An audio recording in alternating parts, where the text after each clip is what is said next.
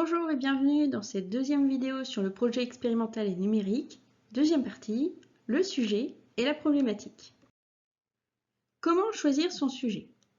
Les sciences, c'est vaste. Mais vous avez peut-être des sujets qui vous intéressent dans la vie personnelle ou à l'école, ou en relation avec vos centres d'intérêt, par exemple les jeux vidéo et les réflexes, le sport et son impact sur l'organisme, le sport en extérieur et son impact sur l'environnement, ou encore les ressources utilisées dans la mode, etc., etc. Il est possible, si vous êtes sensibilisé ou non au développement durable, de partir sur cette thématique. Quels sont les sujets qui vous intéressent autour du développement durable? Vous pouvez également piocher des sujets en réfléchissant à des thématiques abordées dans vos années antérieures. En sciences, les programmes de collège sont très diversifiés. Certaines thématiques vous ont peut-être intéressé, voire même laissé sur votre faim ou questionné. Enfin, sachez que de nombreux livres et magazines scientifiques sont à votre disposition au CDI. Feuilletez quelques livres ou magazines de sciences, ou même ceux plus ouverts traitant de la vie quotidienne et de la vie pratique. Ces exemples qui sont sur l'écran sont disponibles au CDI. À ce stade, j'éviterai Internet. Internet est vaste. Et lorsque l'on tape des mots-clés vagues dans un moteur de recherche, on obtient rarement des résultats stimulants. Alors, c'est bien joli d'avoir un sujet qui nous intéresse, mais ce n'est pas si simple de le tourner sous la forme d'une problématique. Pour ce faire, vous devez vous poser des questions et il existe des outils. La carte mentale par exemple. Faites un brainstorming en groupe. Posez-vous la question, que savons-nous sur le sujet? On note sur le papier un tas de mots, y compris les aspects du sujet qui ne nous intéressent pas directement. On balaye large. Il existe également la méthode du QQOQCP. C'est une méthode qui permet d'interroger un sujet. C'est l'abréviation de qui, quoi, où, quand, comment, pourquoi. Bref, cette méthode permet de poser de très nombreuses questions sur une thématique. Voici quelques exemples. N'hésitez pas à mettre la vidéo en pause si besoin. D'autre part, on peut se pencher sur l'intérêt du sujet. Pour soulever des problématiques, on peut se demander pourquoi le sujet est-il intéressant? Qu'est-ce qui en fait un sujet de recherche et pourquoi s'intéresse-t-on à ce problème? Enfin, une autre possibilité est la recherche d'informations complémentaires. Vous ne savez probablement pas tout sur le sujet et même parfois, on se fait une fausse idée du sujet. Quelques recherches préliminaires sur Internet, dans les livres, les magazines, peut aider.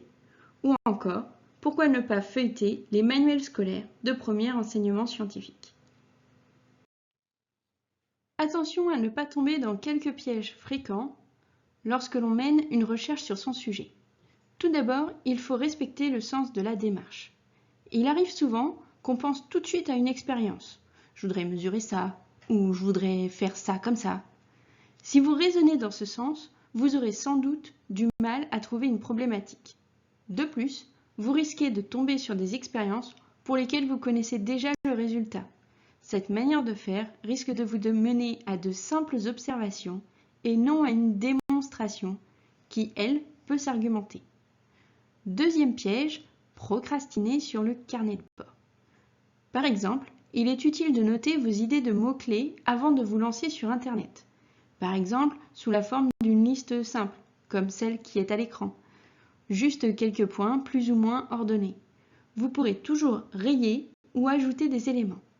Gardez en tête que le projet s'étale sur une longue période de temps. Ce qui n'est pas écrit sera probablement oublié. Troisième conseil, ne vous éparpillez pas. Parfois, on n'a pas une idée de sujet ou une idée de problématique, mais plein d'idées. Or, trop d'idées, c'est faire de nombreuses recherches d'informations sans lien les unes avec les autres, et donc risquer de passer beaucoup de temps à approfondir des idées sans proposer de ligne directrice ou sans avoir la possibilité de structurer sa réflexion. Restez concentré sur un seul sujet. Enfin, soyez attentifs lors de vos recherches à utiliser des sources fiables, notamment sur Internet. Un site fiable est un site dont l'information est sûre, vérifiée.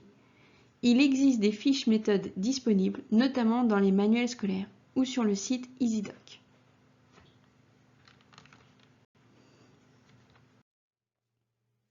Pour vous inspirer sur votre sujet, voici une vaste liste de mots-clés pour nourrir votre réflexion. Mais bien sûr, n'hésitez pas à vous en passer pour trouver des sujets originaux ou personnalisés.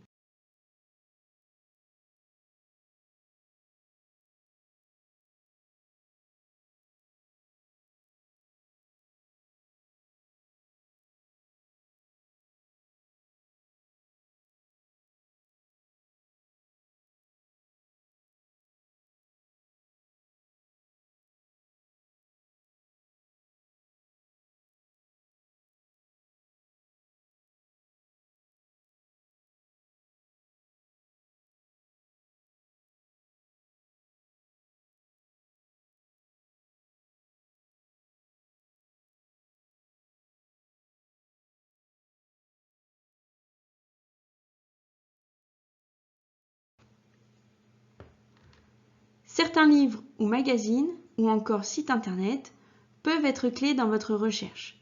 Pour retrouver ces documents, plusieurs semaines ou mois plus tard, il faut en garder des traces. Il est par exemple possible de prendre une photo ou de scanner un livre ou un magazine. Prendre la photo une fois du document, puis du titre du site ou de la couverture du livre. Il est intéressant de noter pour un magazine le nom, le numéro, la date de publication et la page. Pour un livre, on peut écrire le titre, le nom de l'auteur, le numéro de la page et pourquoi pas la référence CDI pour le retrouver très vite. Pour les sites internet, c'est un peu plus compliqué. Vous pouvez noter les éléments suivants: le lien complet, l'auteur de l'article, qui favorisera des recherches fiables, la date à laquelle vous avez visité le site. Parfois, il peut être intéressant d'enregistrer dans un document numérique des informations précises ou un schéma utile. Dans ce cas, faites un copier-coller en reportant les informations déjà citées. Attention à ne pas faire un copier-coller de nombreux sites ou de nombreuses pages. Vous ne préparez pas un exposé de plusieurs heures. Une page sur LibreOffice Writer ou 2 pages sur LibreOffice Impress suffisent. Il faut sélectionner l'information clé. De nouveau, quelques conseils pour ne pas tomber dans le piège de la recherche documentaire au cours d'une démarche expérimentale. La recherche documentaire va vous informer sur votre sujet. Mais toutes les réponses sont déjà là. Rares sont les livres qui contiennent une multitude de questions restées sans réponse. Or, vous souhaitez vous-même produire une connaissance en réalisant une expérience. Je vous propose donc une petite méthode simple pour ne pas vous perdre et arriver à une problématique. Individuellement, lisez le sujet, synthétisez ou faites une liste de mots-clés, puis fermez le document. Réfléchissez. Qu'est-ce qui, dans ce que vous avez lu, vous questionne? Qu'est-ce qui heurte vos conceptions initiales du sujet, ce que vous pensiez vrai? Vous aviez peut-être une vision des choses sur le sujet différente. Elle a peut-être changé. Pourquoi? Qu'est-ce qui fait que ce sujet est dans votre vie ou pas? Puis, discutez-en avec les autres membres de votre groupe. Ils ne connaissent probablement pas grand-chose de tout ce que vous avez lu. Qu'est-ce qui les questionne, eux? Qu'est-ce qui leur semble intéressant? Vous êtes enfin prêt et prête à proposer une problématique. Voici quelques exemples pour produire une problématique scientifique et non quelques questions au hasard. La problématique n'est pas une simple question. Par exemple, comment fait-on pour entendre? Est une simple question.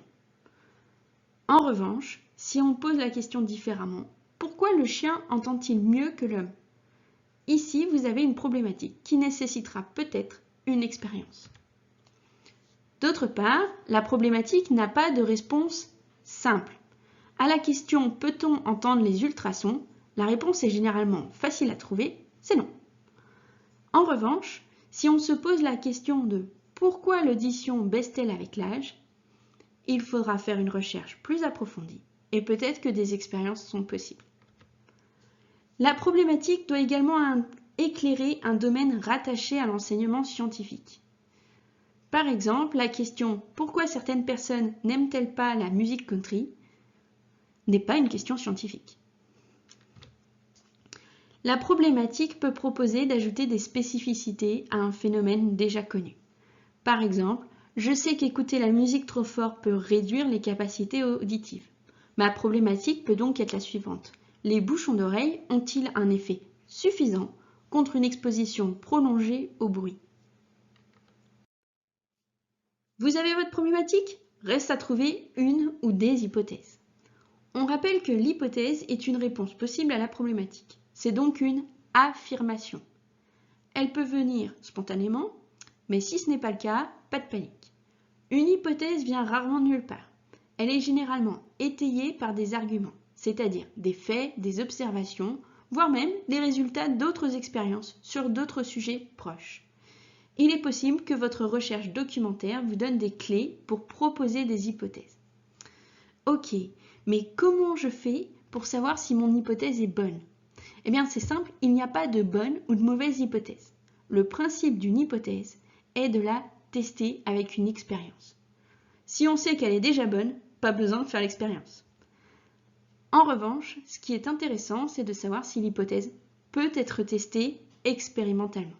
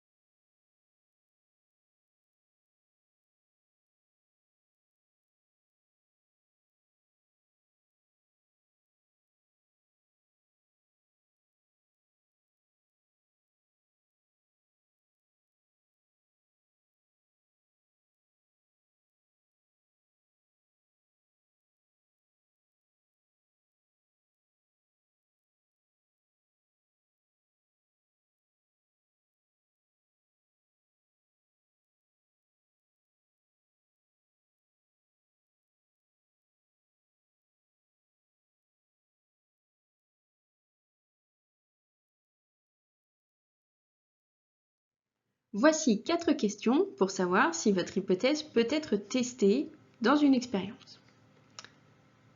Votre hypothèse propose-t-elle de tester une condition? Pour vous expliquer ce qui est attendu, voici un exemple d'hypothèse simple. Les graines ont besoin d'eau pour germer. Dans ce cas, on devra tester 2 conditions, des graines sans eau et des graines avec de l'eau. On peut même faire varier différentes quantités d'eau. Deuxième question. Votre hypothèse propose-t-elle une comparaison? Voici un autre exemple d'hypothèse simple. Les graines de blé ont besoin de moins d'eau que les graines de maïs pour germer. Pour tester notre hypothèse, il faudra donc comparer les 2 lots de graines germées dans les mêmes conditions. Troisième question. Votre hypothèse propose-t-elle d'étudier des variations dans le temps ou dans l'espace? Prenons l'exemple de l'hypothèse suivante. Les champs avec des haies sont protégés contre les fortes températures. On teste ici des variations dans l'espace de la température. On peut suivre la croissance du blé dans une barquette dont on protège les bords avec des plantes plus grandes, par exemple. Et on mesure la taille des plantes à la fin de l'expérience. Un autre exemple d'hypothèse pour lequel on peut faire varier cette fois le temps. Les graines germent mieux les nuits de pleine lune. Dans ce cas, on peut lancer la germination de graines un soir de pleine lune et à d'autres dates, puis comparer les résultats à nombre de jours égal. Enfin, votre hypothèse propose-t-elle de réaliser une mesure? Prenons l'hypothèse des graines de blé qui ont besoin de moins d'eau que les graines de maïs pour germer. Dans ce cas, on va compter les graines germées de blé et les graines germées de maïs. On mesure donc une quantité, mais on peut aussi mesurer des différences de poids, de taille, etc. Les mesures peuvent aller plus loin grâce à des capteurs. D'ailleurs, c'est un prérequis du projet expérimental et numérique selon le programme. Alors, qu'est-ce qu'un capteur? Vous avez peut-être vu en SNT en seconde ce qu'étaient des capteurs. Si ce n'est pas le cas, pas de panique. Voici une définition. Un capteur est un instrument permettant de détecter une grandeur physique et de le transformer en signal électrique exploitable par un système. C'est donc un outil incontournable pour l'acquisition de données. Regardons un peu quelques grandeurs qui peuvent être mesurées. La taille, le débit, la luminosité, la pression, le son, le poids, etc. Voici enfin quelques exemples de capteurs disponibles au laboratoire, mais cette liste n'est pas exhaustive. Des sondes pour mesurer le CO2, l'O2, l'éthanol dans l'eau, le luxmètre, le colorimètre, l'hygromètre, le thermomètre, le tensiomètre, le conductimètre, le sonomètre, etc. etc. D'ailleurs, même votre téléphone peut vous servir de capteur, avec l'application Physique qui a été produite par la Fondation La Main à la Pâte. Cette fondation travaille sur l'éducation aux sciences. Selon votre téléphone ou votre tablette, vous pourrez, avec cette application, mesurer tout un tas de grandeurs physiques. Cette application est gratuite et ne partage pas d'informations personnelles. Le fonctionnement de cette application ne nécessite même pas d'accès à Internet. Et voilà, c'est tout pour cette fois. Il ne vous reste plus qu'à vous lancer et à bien compléter la fiche de suivi numérique. À bientôt!